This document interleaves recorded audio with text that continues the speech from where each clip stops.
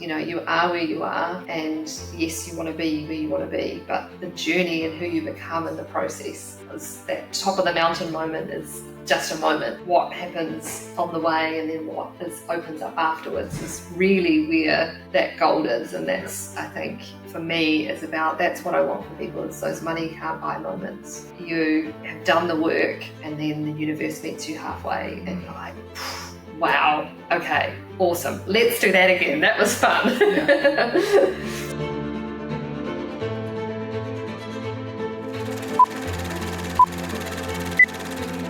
Hello, welcome to Ways to Wealth. Today I'm joined by Michelle. Michelle, why don't you give us the too long didn't read about who you are and how you got here? Awesome. Thank you so much for having me. It's great to be here. So yeah, I'm Michelle Keating and I'm founder of Perspective and author of brand new book, Shine. I was a graphic designer for 12 years and thought that my life was resigned to the 9 to 5, but through a bit of soul searching, recognised that there was more to life and that I did want to be in business. And for the last 10 years, I've been on the entrepreneurial journey. 10 years? 10 years in February since I left my 9 to 5 job. Okay, that's awesome. Yeah. So you just had your 10-year anniversary. Just launched my book on the 10-year anniversary. Oh, really? That's cool. And you were graphic designing prior? Yes, that was my career. Great. That was my career, yeah. Right. Oh, cool. And you were just like, no. And what was like the kind of driving factor? It was just kind of more freedom and kind of autonomy, or was there something else? For me, it was really, I had 2 small businesses previously. Yeah. So you'll probably laugh, but I was a fairy princess in my early 20s. So an entertainer, which was a great experience. And then after I got married, I had a dream of running a cupcake decorating business. And I had these ideas of that's what I'd do when we had kids, and came across the usual stumbling blocks in business. Yep. But because I wasn't surrounded by other business people, I thought that there was something fundamentally wrong and flawed in myself, and that I wasn't cut out for business. And so went back to my career and thought, this is, build a career, buy a house, get married. Those are all the things you're supposed to do, and that's supposed to lead to happiness. Okay. But there just felt like something was missing. Like I would look and see other people that were lit up by their work and creating things and doing things and thinking, oh no, I tried that and I was a big fat failure. So I'll just stick to my career. But I felt empty, like smile on my face, but just empty inside. Yeah. And a few things which I talk about in my book that led me to go, actually, I don't want to spend the rest of my life with this feeling. I'm going to look at that failure, see what I can learn from it, and commit to a life that lights me up, not just one that pays the bills and keeps everyone else happy. Yeah, cool. So really about wanting to be jumping out of bed in the morning and passionate about how you spend your time. Absolutely. And for me, it was about figuring out what lit me up, and then doing that in a way that helped other people, that made a difference. So that sense of reciprocal joy, where I loved what I was doing, but people would get value from it as well. Because I was a good graphic designer, but every time I finished something, it felt like I'd lost a bit of my soul. Like other people would be happy with it, but I was like, this is just not what I'm supposed to be doing. So was that finding something that was both good for the world, but good for my soul and myself as well. Nice. And what was like the specific catalyst that actually got you to take the plunge the second time around, third time, but second kind of era, I guess? Second, yeah. So it was actually, there's a couple of things. My older sister, she was doing a life coaching qualification in Canada. So she was a bit of an inspiration for me. Okay. She now lives in Bali with her family and it's kind of set up an incredible life that, gave me this inkling that I could do things differently, not just the set out path, some belief. And then so she did some coaching with me because she could see that I was stuck and a bit miserable. And it was actually, I came across a magazine. It's not in publication now. It was called The Collective Hub. And there was a article about Walt Disney. I had worked at Disney World as a uni student, which was super fun. And what I didn't realize was that Walt's first business went bankrupt. Okay. And I was like, excuse me, like, how did he then go on? Disney's still going today. Yeah. And it made me really think, what if he had just gone, oh no, I'm a failure, I'm going to go back and just do some job? Like, how much would the world have missed out on? And in that moment, I was like, maybe those previous failures were actually stepping stones, and each one I can learn from. And I made this real commitment. I still remember driving, getting off the motorway and going, I would rather spend the rest of my life trying to figure out how to make business work than waste the rest of my life doing something I knew didn't make me happy. Yeah. So it was like, I can learn. There's things I can learn along the way. And would the world miss out on if I just gave up now? So that was my big catalyst to put my big girl pants on and go, okay, what do I need to know and learn? And what was the first thing you did once you made that commitment to yourself in terms of like actionable kind of business step? What was that? Do you remember like the first thing you did? So the first thing I did is I actually started telling people. So I put the aspiration front and center. So I'd meet new people and they'd be like, oh, what are you doing? I'm like, I'm a graphic designer, but I want to run my own business. Okay. So it was speaking a new future for myself. And even though inside that belief was shaky because I was still kind of carrying those previous failures, I thought, it's about going, okay, this is who I am, and the world will just have to catch up. And then eventually my own self-belief will catch up with it too. And when I first told a few people, they didn't look at me like I was mental. They're like, oh, okay, yeah, what's on the menu? So it was like, oh, okay, I don't need to hold on to these failures and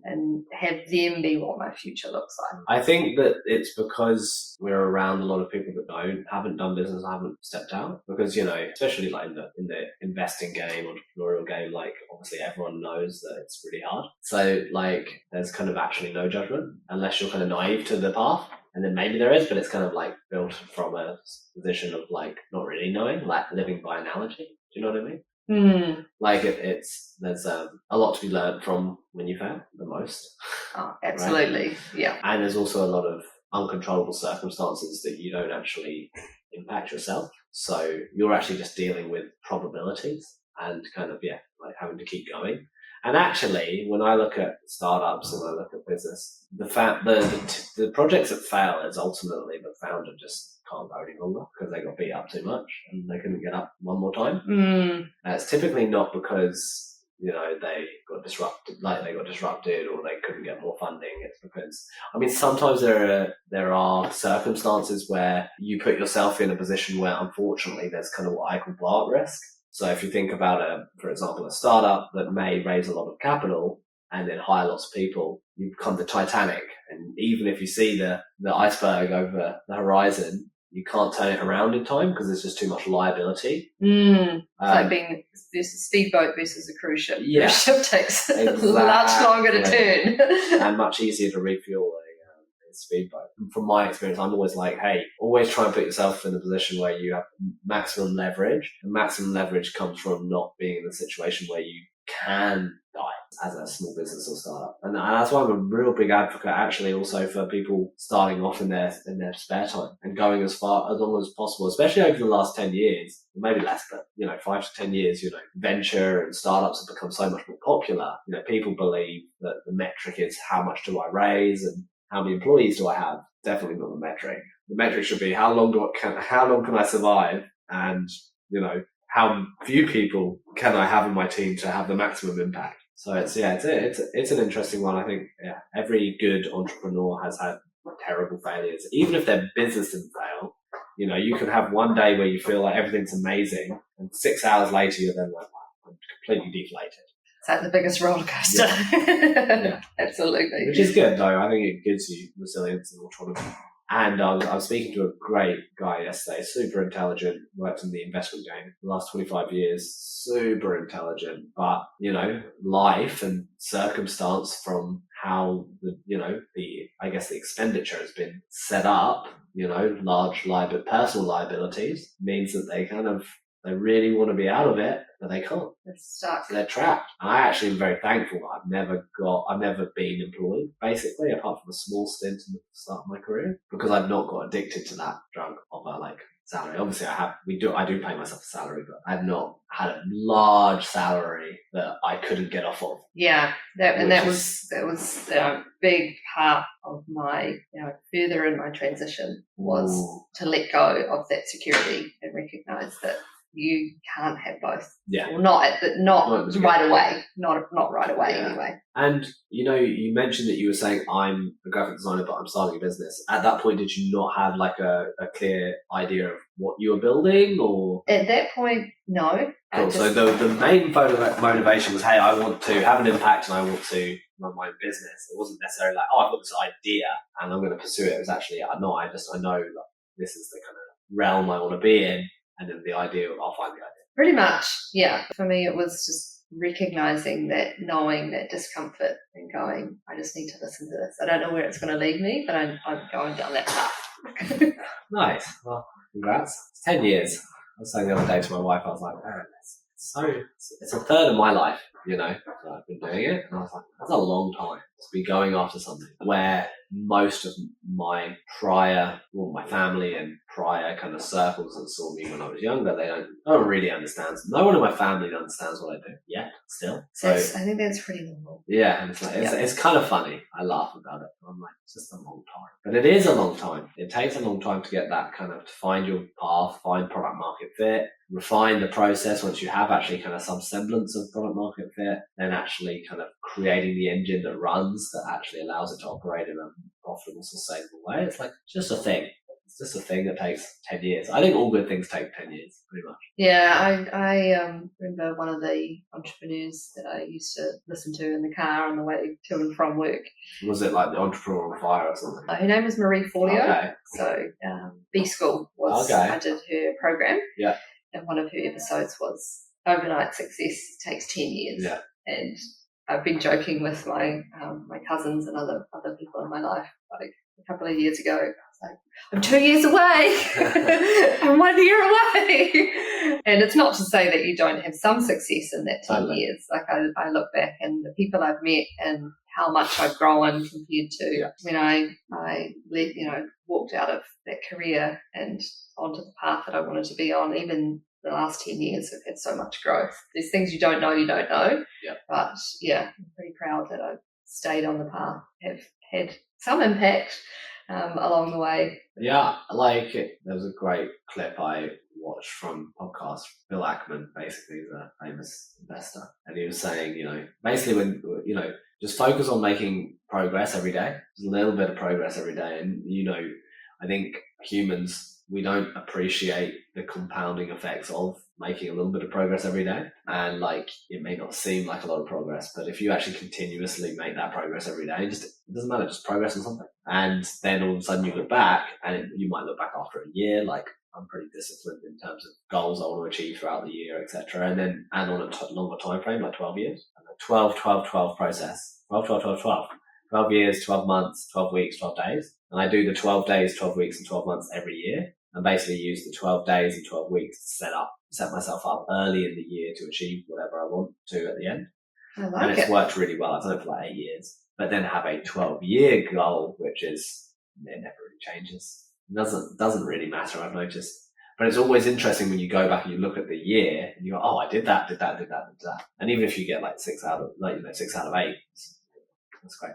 Indeed, yeah. And so I remember being in someone's office and they had like a little graph of a week or a month or something, and it was up and down like this. And then they showed like over 5 years. Yeah. And you can have all these little things here, but you're still going up in that same direction. And I think often some of the people I work with they want to achieve so much in 12 months, and if it doesn't happen, then they change tack versus recognizing that, there are things you don't know when you get on that path, but if you can, do that consistency, it's amazing what can happen. One of the quotes I put in the book is giant leaps are actually a whole bunch of baby steps just put together. That's one of the things that we don't always see on social media. Totally. Is the stuff that happens in between. We often see the end and the fancy bit, but and the day in the life.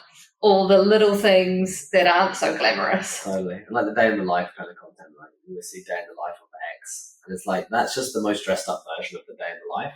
Absolutely. It's like the highlight reel of the day. The day in the life really is probably a little bit sucky, but not at the same time. Yeah, that's cool. So you started your own business. How long did it take you to get solidified on what you were going to do? So it was a bit of a process. So my sister, we started first of all looking at strengths and values, which is never something that I'd come across before. So there was Clifton Strengths Finder, and Dr. DeMartini does a lot of work along values. And for me, it was the first opportunity to step away and go, okay, I'm doing this career and I'm doing okay at it, but what actually really does make me tick? Yeah. Where are my strengths? What am I naturally good at, and what am I naturally drawn to? Yeah. And recognizing that, I think around this time I was in my early 30s. Yeah. And there was a time where all I wanted to do was be a graphic designer in my early mid 20s. Yeah. But kind of as my life changed and we're heading towards, parenting and that side of things, recognizing that it's a good time to check in with myself. And what I recognize is I love design, like I love creativity, but actually sitting in front of a computer and doing it all day, every day, just was a waste of my natural talents. So when I did Strengths Finder, my top talent based on the questionnaire was woo, which is winning others over. Okay. And I didn't even know that was a thing, but it was my greatest energy, and one of my greatest strengths is just being welcoming to people, holding space, bringing people together. And so I remember, talking to one of my colleagues, and I had this thought, I'd love to get paid to talk. I was much more happier when I was talking to people about their lives and about their dreams and their goals in the tea room making my cup of tea than I was sitting in front of a computer designing. And at the time I kind of dismissed it and thought, that's impossible. Like, come on, I'm a graphic designer. Like, how would that even work out? But the more I kind of delved into what made me tick, it sort of helped me solidify the direction that I wanted to head into. Yeah. And there was a few other personal things going on at the time. So we were trying to start a family and it wasn't working, or it was taking a very, very long time and so not working. Yeah. And so there was this whole push and pull between, well, I should stay to get the maternity leave, but I'm miserable and stressed. And so in the end, the next step that I was able to take, because I knew deep down I wanted my own business, but that was also going on at the time as well. And through synchronicity, I ended up being able to take on a role with an incredible global stationery brand that I could run as my own business, presenting their workshops. So goal setting, dreams, happiness, and traveling. I'd spent 5 years traveling around New Zealand presenting their workshops and being around beautiful design. Yeah. And I made that conscious choice at the time because I'd learned more about business and I knew the commitment it would take to really build something that was long lasting. Yeah. It was like the best of both worlds for me to have that experience of running my own business, but being able to also work on the family goals at the same time. So it was a bit of I actually quit my job. I'd saved a cushion. Yeah. And I went to visit my sister in Bali and was like, I just need to let go and I felt like I'd done the work. I needed to let go and I knew something would show up, and I'd figured out some of my passions, and it turned out that what I was able to do with the company was Kikki.k, was that perfect alignment, and I basically got paid to talk. Nice. For 5 years, which was awesome. While having your own business, but having actually a little bit of a safety net through them. A bit of a safety net, which allowed us to, it's actually our daughter Grace's 7th birthday today, so she was born through IVF. Okay, cool. And she's 7 today, so it was just the perfect fit at that chapter and that point of my life. Serendipity, it's a thing. It was like the alignment. When I became aligned, then it lined up. Nice. Yeah. That's cool. And I guess, what did you learn from that to then now what you're doing like today with it? because you're doing a few different things, right? Yes, so 2020 was an interesting year. So absolutely. I loved traveling with Kikki.k. I got to know the founders. So it was, that experience, that kind of like pinch me experience, and obviously adapting to motherhood. Yeah. Is, that takes time. I'm the youngest of all my cousins. So that was quite an adjustment. It still is. Yeah. So same day, talk about building resilience. So on the same day, the Kikki.k went into voluntary administration in 2020. So this was a couple of weeks before the big level 4 lockdown here. Was that induced by? Somewhat the circumstances. There was a few factors, but COVID definitely played a part in it. Right. And then a couple of hours later, my husband, who was working in travel marketing, was like, "Oh, I've been made redundant." And we had sold our house, and we were in the middle of trying to buy another one. Okay. With a 2-year-old. So that one day really sticks in my mind. I was very upset when I found out about Kikki.k. But when my husband rang to tell me, I actually laughed. I was like, okay, there must be something in this, because this is like ridiculous. Yeah. Come on, universe, what are you doing to us? Yeah. And I still remember I had Grace in the back, and I drove into the garage, and this little voice, which I've learned to listen to over the years, just said, "Just let it fall, you'll build something from the rubble." And it was actually the community that I'd built through the workshops that I'd been presenting. I started running online just groups to keep people sane over that time. Without monetizing, just basically just running them? Or? Just running them. Yeah, sweet. I was like, I need something, we all need something at this time. And then by the time we got out of the lockdown, I was like, this could be a business. Right. This could be a thing. And so it was, that felt like the right time then to go, okay, I'm ready to build something of my own. Yeah.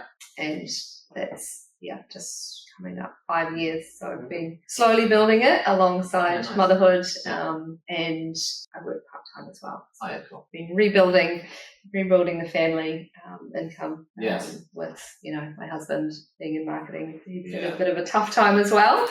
So it's been nice to have that sense of building something long term. And we just had the book launch party on Saturday, and our daughter was able to be there. So for me, it's like I get to show the next generation what's possible. And she doesn't really understand at 7. She just hears about how many presents she gets. Yeah. But for me, a lot of my kind of learning has been as a woman, we're not always encouraged to go after our big dreams. Yeah. And so sometimes I feel like I'm, rewriting the script for her as well to have different opportunities and different choices than I had. Yeah, I actually think that there's nothing wrong with having a part-time gig as well. Do you know what I mean? At the same time, because like my wife's an artist, she's a really successful artist, but it is feast or famine. And I noticed that she was spending a lot of time doing the marketing and the business of the business. And then this amazing opportunity came up, and it was to work at a really amazing jewellery store that she'd already prior worked at, and we had a good relationship with the owner. And the clients are her clients anyway. I was like, why don't you just stop doing all this stuff that you hate, spend a couple hours there a week, and be paid to network with your clients, your future clients. And she's in 6 galleries, around the world and stuff. So she already had this, but she was trying to do stuff that wasn't cool and wasn't what she wanted to do. But she was feeling the pressure of, it's a business, therefore I have to make reliable income. Sometimes we can put so much pressure on our passions. Yeah, forget that. Just how can we make it the easiest path that makes sense and isn't about, and she had this kind of whole, I guess, feeling that it was a step backwards, or then I have to explain that I'm not just an artist, I'm also working at this thing. I'm like, no, you don't have to explain anything to anyone. It's interesting how I had those similar thoughts where, and that's why I openly talk about it, because it's like this feeling it has to be all or nothing. Yeah. Nothing, but recognizing that greatness happens over time. It's not an overnight thing, and sometimes we've got to do what we've got to do. We've got, it's very different. One of our dreamers I was chatting to yesterday, she's like, I'm single and I don't have kids, and I don't have a house. So she's got totally different choices versus when you've got a family and different circumstances. Different obligations, A mortgage is a death debt. That's the translation, Latin translation, isn't it? Or something. I heard my mum and dad say these like death grip or something like that. That's more the mortgage part of it is, it's like that. So I think we have to rewrite that as well. That whole expectation of you need to own a home in order to be validated or like somewhat successful in society. It's that box ticking. There are other ways to build wealth, like building your own business, and there's an arbitrage between rent and mortgage, and in an environment we're in now, it's actually like very detrimental to cash flow to have a large mortgage. It's hard, and that's actually what we found, because we do financial well-being programs with employers, but we also we have our financial investment business, and what we found is, or what I found and the team have found is, you've got all these amazing people that have quite great careers that they enjoy, but they earn great money, but they're just stuck on a treadmill because they don't have the cash flow that they need. Because ultimately, in many cases, we've consumed too many financial products. Often, actually, that we consume too many financial products, that's actually affecting our wealth negatively, rather than us not consuming enough. Interesting. So, it's a big passion of mine is and our vision for our company is that we believe that everyone has the right to build wealth and live life on their own terms. And so we've kind of designed that's how we live our lives, and as our team, and everyone in our team kind of has that same belief, and all our members our team have equity in our company, because that's important to me and it's important to them. People are able to build equity, not build liabilities and kind of constraints. It needs to be a focus on that. So. Absolutely, I think as I've kind of grown and I worked alongside business owners in my part-time roles, and it's made me realise my last role was with Family Business Association. Oh, cool! And I was meeting families who have run businesses for 100 years. Yeah, and just seeing what they've been able to build and the difference they're able to make, and recognising that a business itself is a vehicle for many different things. Yeah. But it's not so much, and I think COVID taught us this, is it's not so much how much you're bringing in, but what are you doing with it so that you have different things, because a business they can be quite fragile. The market can be pretty brutal. I think in general, life is not as certain as we make it on a day-to-day basis. Things can just change dramatically in a very short period of time. It is what it is. Yeah. One day you can be going this way, the next day something can happen. Speaking to a guy yesterday, I was talking about basically accepting the current reality when things that are, I hear interesting and kind of hardcore story around the pandemic as well. It was opening a theatre, and it was supposed to be opening in March 2020, and obviously disrupted. Absolutely. And statistically they shouldn't have been able to make it through, but they did. He was talking about having the ability to just you kind of can be like frustrated and upset and everything with the change or whatever the disruption is, but then you have to actually just as quickly as you can come to terms with why. What is the situation that we're in, and how do we actually then just take some steps and make a little bit of progress to, I guess, recourse and continue to move forward? Yeah, I think sometimes, and I've been guilty of this, and one of the exercises in the journal part of the book is, we can get so caught up on how it should be or how we think it should be, versus recognizing that there is good in where we are. And one of the things that I learned on my own journey was, I would get frustrated because things weren't happening fast enough, and I wanted to be out of that job straight away. But what I recognized is, if you, to use the analogy of if you wanted to climb Everest, you've got to take those steps along the way and acclimatize. If you got plonked on the top, you probably much about mountaineering, but you probably wouldn't be able to breathe. The difference between when you actually build the grit and build the experience, you can hold so much more because you've got that foundation versus, rushing rushing through it. So a lot of what I talk about in my book is recognizing that, you are where you are, and yes, you want to be where you want to be, but the journey and who you become in the process is that top of the mountain moment is just a moment. Yeah. But what happens on the way and then what opens up afterwards is really where that gold is. And that's, I think, for me, is about, that's what I want for people, is those money can't buy moments. You have done the work and then the universe meets you halfway and you're like, wow, okay, awesome. Let's do that again. That was fun. Yeah. So what does success look like then over the next 5 years? I imagine you probably have more than or not. I definitely have dreams. Yeah. So obviously the releasing a book was a 4-year project. Right. It was originally supposed to be a few months, but writing a book is quite hard. Well, that's another thing that always happens, right? Is everything always takes longer than you want it to. Absolutely, yeah. But we got there, and I'm really proud of how it turned out. And for me, when we lost everything on that day in 2020, the driver for me was, I really wanted to have something physical, it couldn't be kind of taken away as easily. Yeah. And, I've learned stuff about myself along the way. And the big thing for me, and it's, it's the irony, I think sometimes, is you create what you most need yourself. But for me, it was around recognizing the journey doesn't have to be perfect, but it does need to have purpose.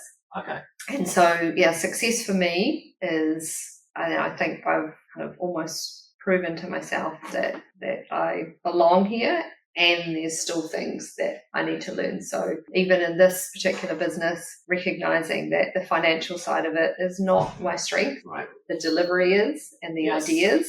So for me, in the next 5 years, it's really, leaning into that, okay, how can I make this work when it's not my strong point?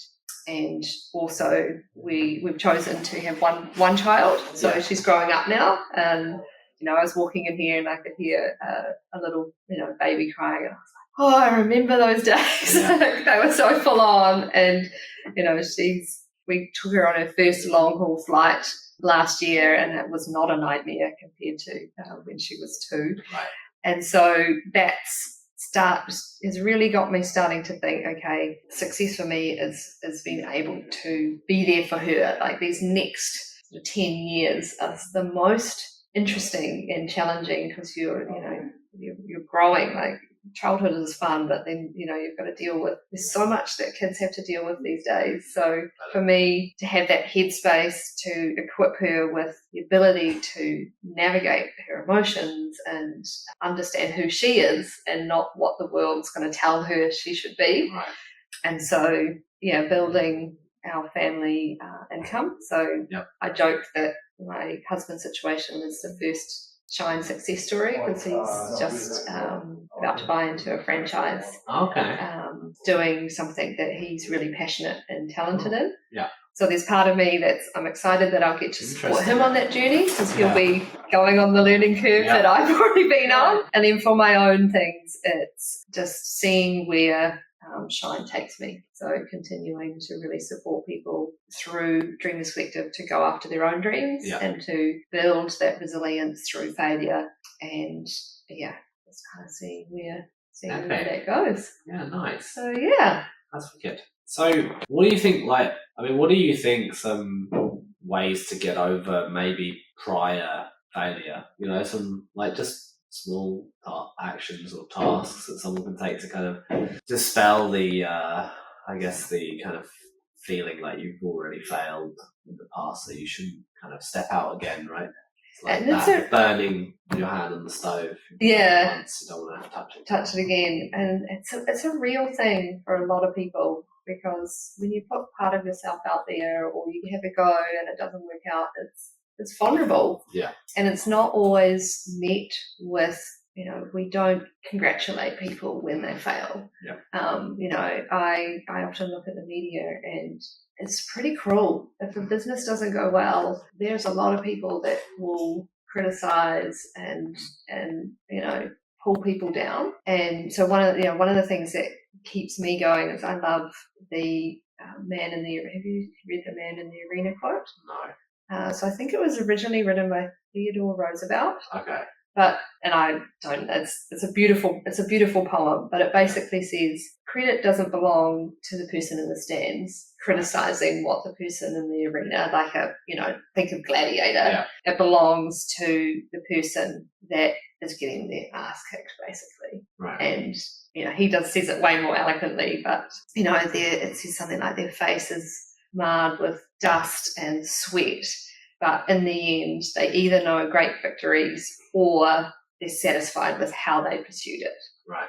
And so that for me, because I have had my ass kicked in and things I thought would do really well didn't go well, and they sting. It's that sense of I want to hide myself away. I don't want to be seen because I'm not shiny and perfect. Yeah.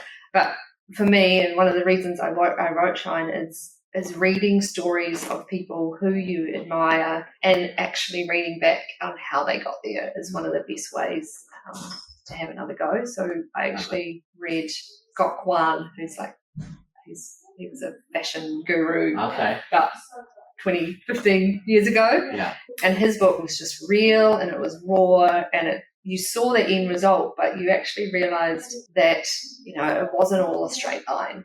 And so I think reading stories of people who have done what you want to do and recognize that, they've been through some stuff is important, because when we're not surrounded by people who are in the arena, so much of it is about how good can I look and how do I stay safe and all of those things. And one of the reasons I think Dreamers Collective has stayed as a really good community is we allow ourselves to be seen in those vulnerabilities. So being surrounded by people who are also putting themselves out there, and they're not always going to succeed, but celebrating the fact you tried rather than only celebrating when it's all done perfectly. They're often very small moments, and those are the ones that the world celebrates, but actually it's celebrating that time where you got back up again, or you had a big meltdown and were in tears, but actually decided that I'm not going to quit this time. I'm actually going to ask for help. One of the big things for me is being asked, recognizing I don't know it all. Yeah. I tried to do the book myself and ended up, it took 3 people to get it to a point where I could be proud of it. And that was huge for me to recognize, because I thought I had to do everything myself. I had to be good at everything and do it all, and recognizing that it's okay to lean on people who have talent where you don't. And actually it's really cool to co-create stuff. Yeah, that's cool. So that's a whole lot of stuff. I hope there was something good in there. There's a lot there, but there's always a lot there. And I think it's good to talk through it from experience and feeling it. You can tell when you express it, when you're thinking back and you're feeling it through that communication. So it's cool. Awesome. Well, thank you so much for coming on the pod. I really appreciate it. Thank you for having me. No problem.